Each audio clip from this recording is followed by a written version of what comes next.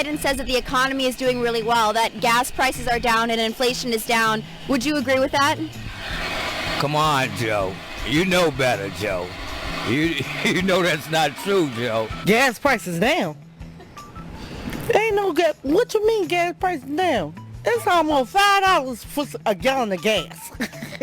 That's why I don't own a car. I'm not paying no $5 for no gas. He's a Democrat. He said what he had to say. But no, do I agree? Absolutely not. I mean, he's not really doing anything. The gas prices are down because you guys control the prices of gas. You can make them go down, you can make them go up. But no, not at all. He says the economy is doing really well. Do you agree that it's doing well? Nope. How can they? Come on. You guys go to the store and buy gas. You know. No, that's not true, Joe. I like you. You're my guy. But no, it's not true.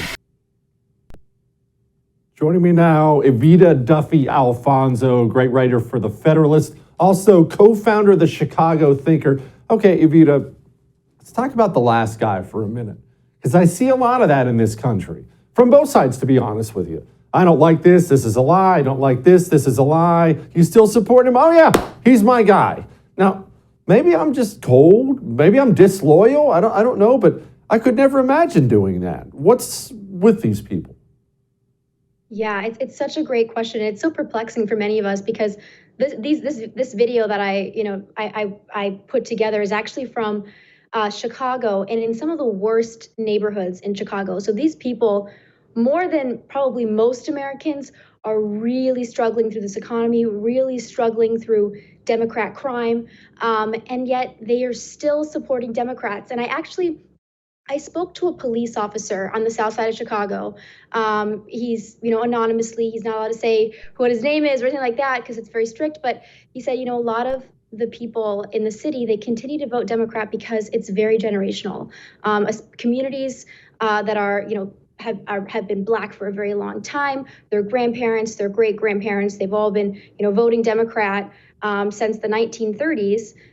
Continue to vote Democrat, and they have the party really has a hold on them. And when I was there, it really made me think, what would happen if Republicans actually tried to reach out to people like this, went into these really terrible neighborhoods and said, hey, there's a better option for you guys. Stop voting for the same people over and over again, and you might see different results. But the problem is that Republicans, I don't think, are reaching out to Blacks or Hispanics for that matter as well, who are even more optimistic demographic for Republicans. And it's very disappointing.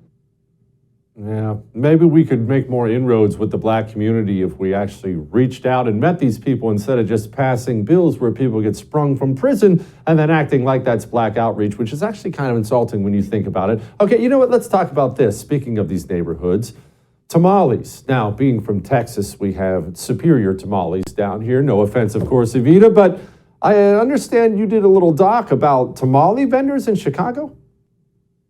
So I went to Little Village, which is the Mexican-American neighborhood in Chicago. It's majority Mexican, but there's also some Puerto Ricans there as well. And many of them are illegal, so some of them, they can't get regular jobs. They don't have social security numbers. So they are, a huge part of the economy in that neighborhood is street vending. And so they're selling tamales, they're selling churros.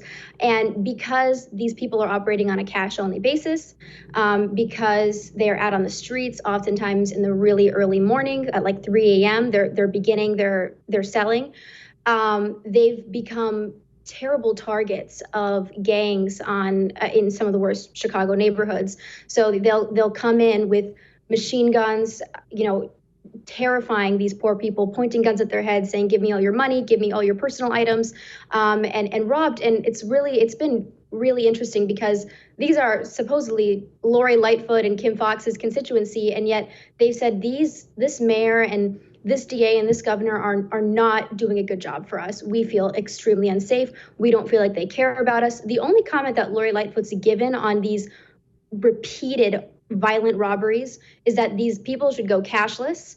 And the vendors that I talked to said that is not an option at all. We operate on a cash only basis. Our customers are cash only. It really is a testament to how little she cares about them and the struggles that they're going through by having a ridiculous solution that does nothing to address the real problem, which is crime.